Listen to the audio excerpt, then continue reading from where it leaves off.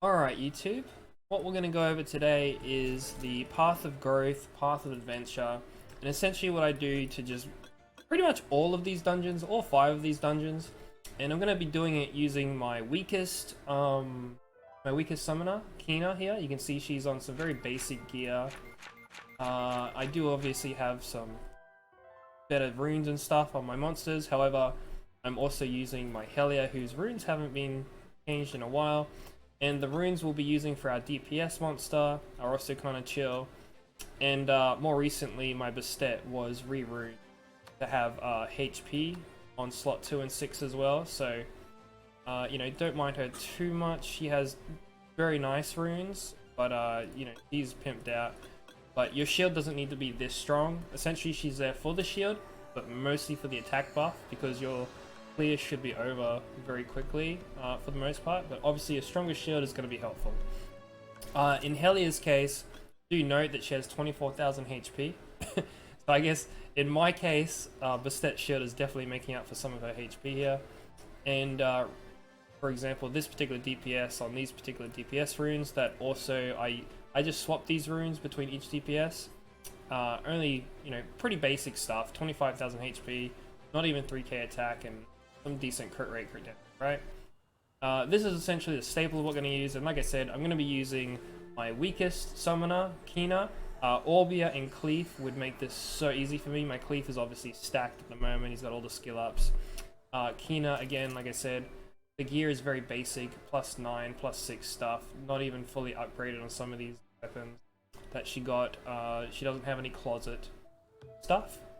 And like I said, the staple is going to be Bastet and Helia. And what we're going to do is when I go into farm things, I like to turn off Soul Link 1, and that encourages Helia to spam her actual...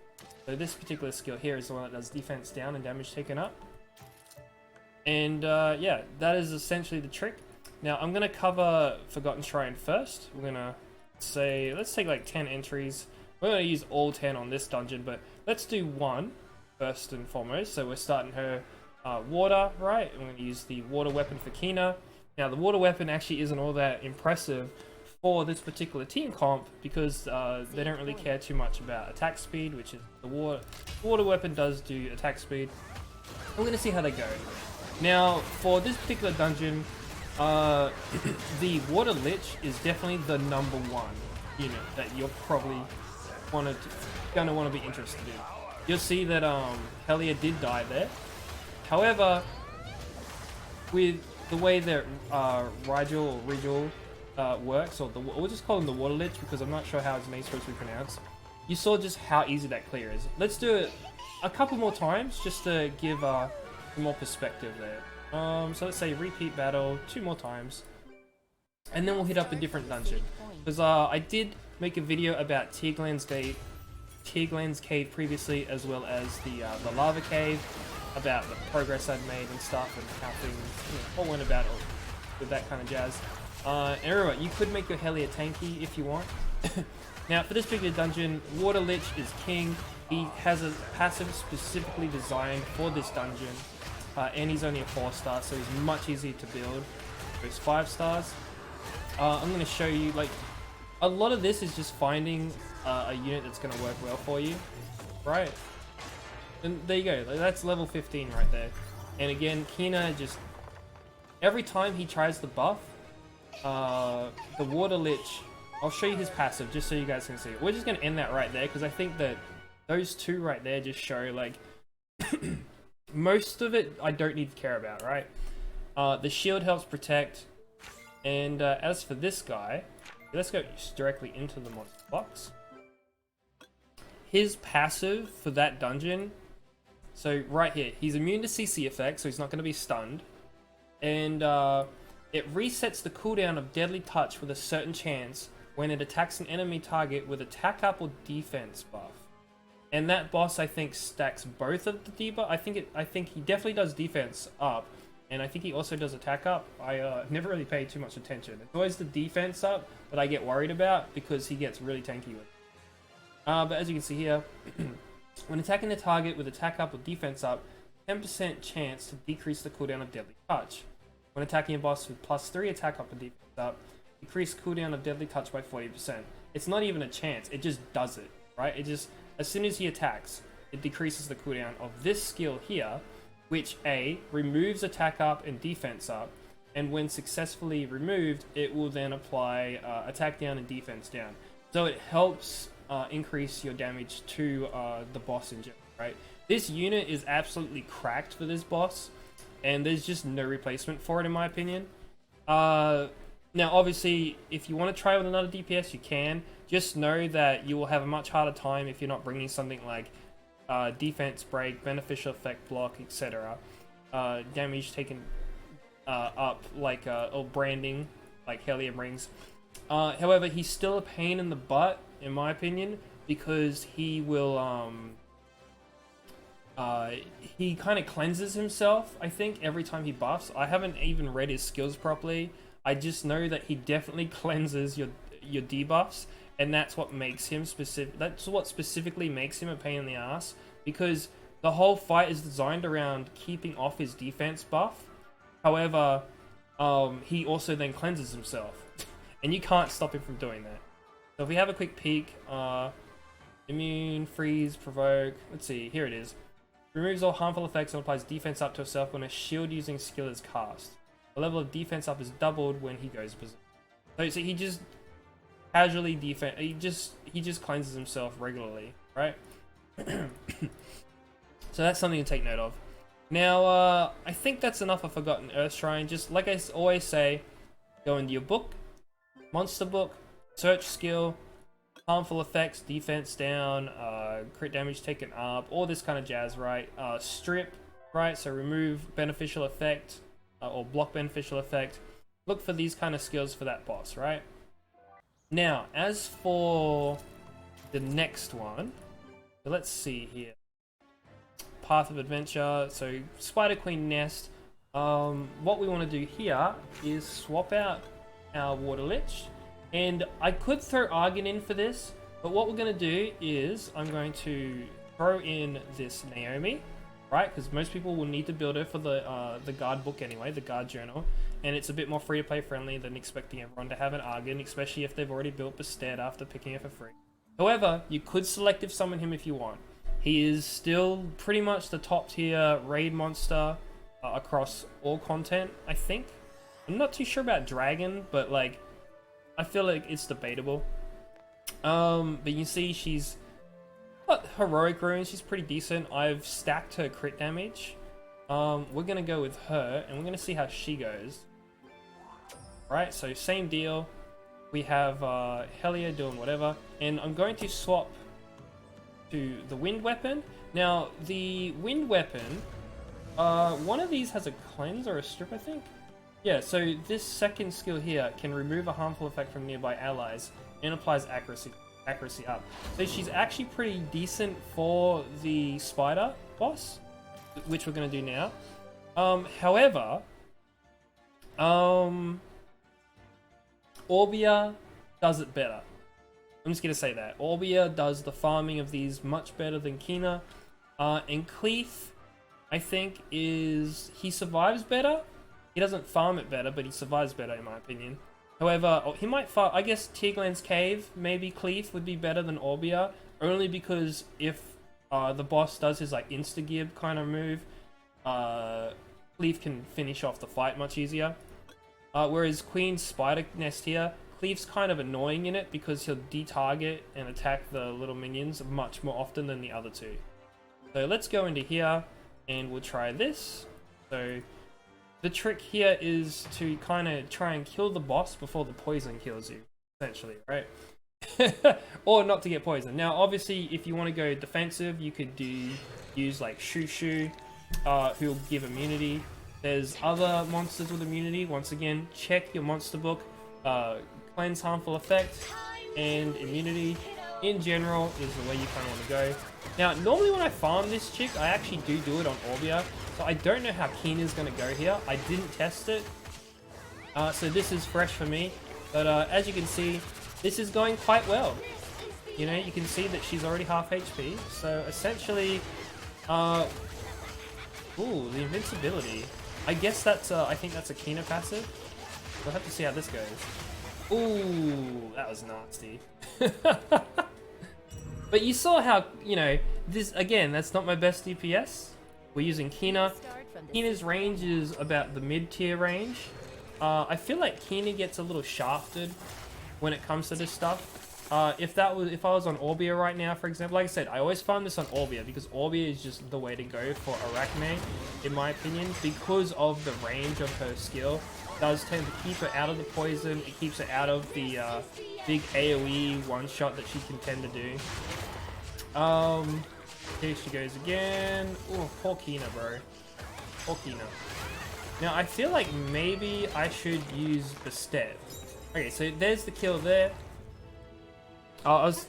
Sometimes it's like, do you want to do Bastet shield spam or do you want to do Helia debuff spam, right?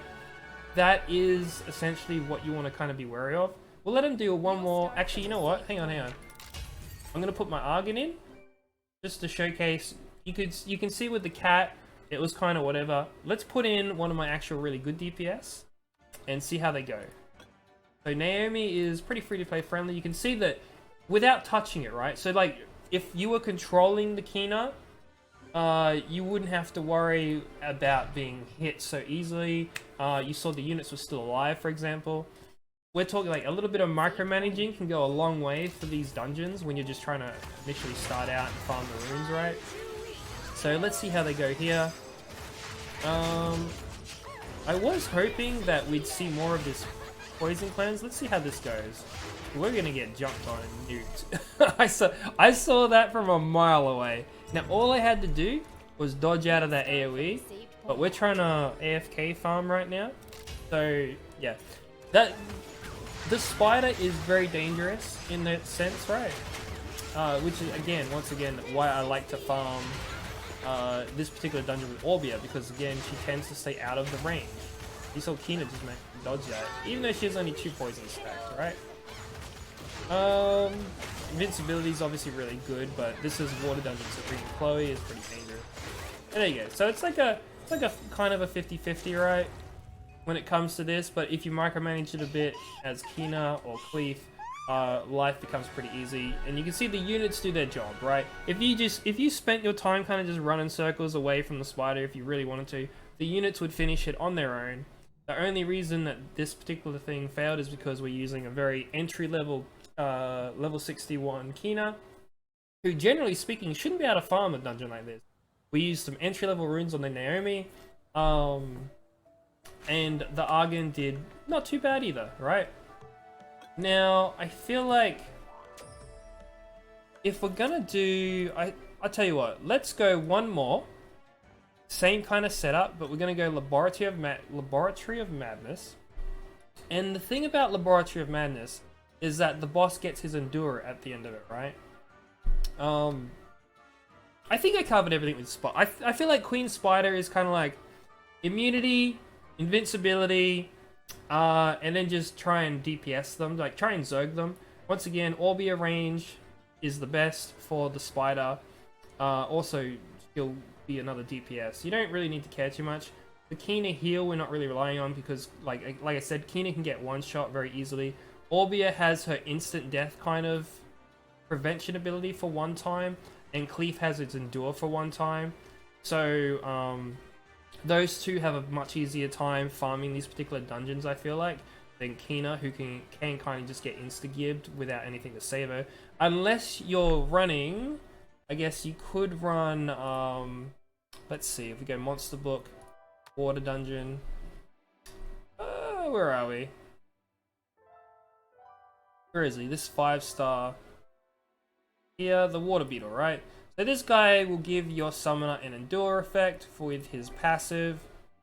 And that'll be pretty handy. Like, ignore lethal damage, Endure for 10 seconds and recover 35% of target's HP. You could throw him in there instead of Bastet if you wanted.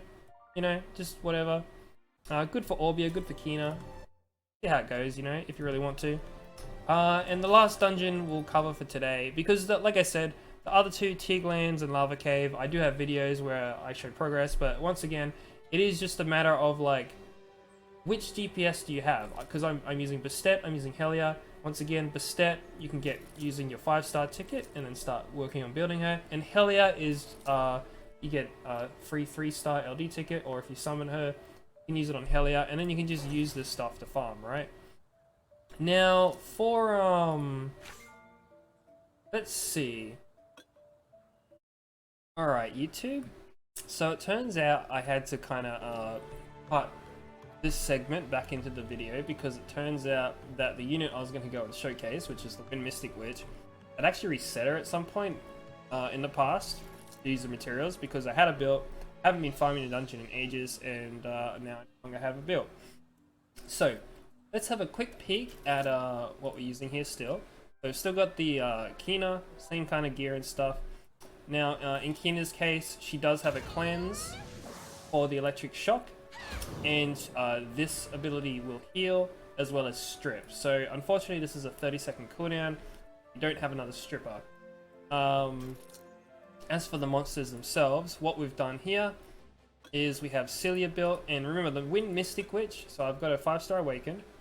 The Wind Mystic Witch is a unit that you get given, and if you do go to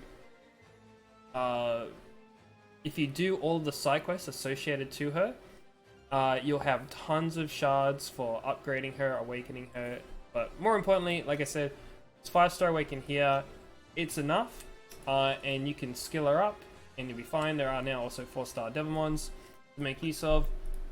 And as for the runes, we did just take the rune set that we were using on the Water Lich previously, and she's using that now. We're using this Shannon, who's got a bunch of plus 12, focus, guard, whatever, you know, HP, flat HP. I haven't updated her stuff in a while, her stats or whatever, right? And again, we're still using the Bastet. Now, the Shannon is the replaceable unit. The Bastet and the Celia, not so much for when I run this particular dungeon. Let's just kind of jump in and showcase. We're gonna head on in. Now, Shannon can be replaced with Helia, especially if you're doing this on Orbia. Celia and Helia both do the branding effect, and Celia will also do the heal block, plus she's the DPS of the team, right? So instead of using Naomi, you'd have Celia, and you don't have to go out of your way to build Naomi, though you do have to do that for Dark Heart Magician anyway, so whatever, both units will be mostly built regardless. Just depending on what your team comp needs. The Harpy, obviously, you may want to make her tanky. Let's see, have I got it? Yeah, so I've still got the tanky runes on her. I swapped, I put my Fire Lizardman's runes on her in order to make her tankier. And there's also Konomiya you may want to use because he has the cooldown reduction, which will help with Celia's damage and heal block and unrecoverable right, as well as his own heal will clear electric shock. Now, as for the, let's just jump in and I'll show you guys the initial setup for when you want to do this. Excuse me. Saved point. If you open this up and you go to your settings, right? I've got the mana set to 4, and I've got the skill the Soul Link 1 turned off. That will ensure that the Bastet is spamming her shield for this particular dungeon. Rather than using Helia and making it spam Helia, I do prefer having the shield spam for this one, because midway or most of the way into the fight, he'll cleanse himself, put immunity on himself, as well as a defense buff right there. And then it's just a matter of, we do have to kind of wait it out a little bit, and then the immunity's gone, and now we have to kind of reapply all of the things. Now, for this particular, for Kina, like I said, she can cleanse herself, oh sorry, she can cleanse the team using her second skill with a wind weapon, and the third skill will both strip the Endure at the end of the fight, and it'll also do a heal. However, I would again recommend farming this guy on Orbia instead. So here comes the skill 3. There we go. So nice clean run, that one. This isn't 100%. Like I said, you may want to swap Shannon out, so the combination of Shannon and Bastet, a lot more attack buff, right? Shannon also has a little defense break and attack down. Bastet does have attack down, but we're spamming the shield, so we're not worried about that. like I said, Konomiya will have the cleanse plus heal, as well as the extra cooldown reduction to help with everything. And Helia is going to be that extra DPS if you really want to do it that way, right? So I would like to show you guys the difference between doing Kina and Orbia for this one. Now, I think my Orbia's gear is DPSC. It's going to be a bit better. And we'll just see how it goes, right? Now, the settings and the options are still the same. I have to go in and change them regardless of which character I'm on. Whoops. Okay. So let me just swap these out. Set her for the sync unit. Celia. And we're going to go with Konomiya. Okay? Because while Shannon does sound wonderful, I'd like to showcase this instead for this particular run. And maybe we'll try one with Helia at the end, just for giggles, right? Using Orbia, and we'll see just how quickly they die. I did forget to show Orbia's stuff, but I'll show that after this run. So let's see how they go. And hopefully it works out pretty well. It doesn't embarrass me here. But essentially, Wind Orbia has the branding as well. And this first skill here is the one that's going to finish off the boss. Right? So it ignores Death Denial Effect. Means it does ignore the Endure at the end of the fight. Now we are making use of... Ooh. You guys see that? Oh, that was toxic. What the heck? What was that? Hang on a second. I was not expecting them to just kind of die. That's really odd. I'm not sure if that skill increases its damage based on how many stacks of lightning there are on people. But yeah. Another alternative here is you may want Konomiya as the sync unit instead, in which case you'd want to change the sync to 3 mana and just let him use both skills. Konomiya is pretty good at using the cooldown reduction versus the heal regardless. It does work out pretty well. I'm not sure why they got absolutely nuked there. She is currently 9 stacks. This is another reason why you may prefer to have Konomiya on the sync, because he's more likely to heal to remove the stack. So let's see how this goes. Also, the cooldown reduction will help keep your shield up more often anyway. So that's not too bad. There we go, Konomiya is actually going to heal. There's the cooldown reduction for the Mystic Witch, which helps increase the damage output. Now, it looks like we might get nuked here. There's the Ignored Death, so we actually almost died. And now she just needs to use her skill 1. Skill 1. Oh, he healed up before she could use her skill 1. That's quite sad, actually. I was gonna say, if we fail this because she refused to use her skill 1, I'm gonna slap her. I'm gonna slap him. No, it looks like it'll be fine. So here comes the skill 1. Come on, use it. There you go. As you see, the skill 1 ignores the Endure effect. It's just a matter of... It can be a little dicey, right? It just depends on how you've got the actual units set up. We're gonna swap I'm gonna do one more where we swap Kona to the first to the sync slot, because this particular dungeon is actually sorry, go through. Like I said, this dungeon is going to be very particular depending on which summon you're maining as, which is why this particular this should probably be a hot video all on its own, so I might actually just do that. Okay, let's see here, and then we're going to jump back in. The daisy. There we go, in we go. And we're going to let him go ham, right? Now, like I said, Helia, nice. You may want to put Helia on tankier runes in order to help her survive, because she can get, like we saw just before, the units can get nuked pretty badly. So it's just something to be very careful of. Now you see that mana rate up, because we are removing so much of these electric shocks. Look at this. He's just spamming the heal. He doesn't care. He does not care. He's not even doing the cooldown reduction. Ooh, it looks like we missed the unrecoverable. I'm pretty sure we turned the, hang on a second. Just while they're doing that, hopefully they don't die here. I think we turned the, thing off, right? Hopefully they don't die during this. Where is it? Yeah. See, so he can use the first skill, he's just refusing to do it because he's enjoying giving us mana regen up by cleansing all of these skills. What?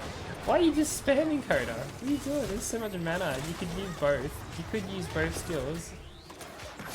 There was a change in the AI a while back where they encouraged the heal over the cooldown reduction. They're like, oh, we'll let him use it more. But yeah, anyways, as you can see, it could also be that because I've just turned it off, sometimes it does bug a little bit.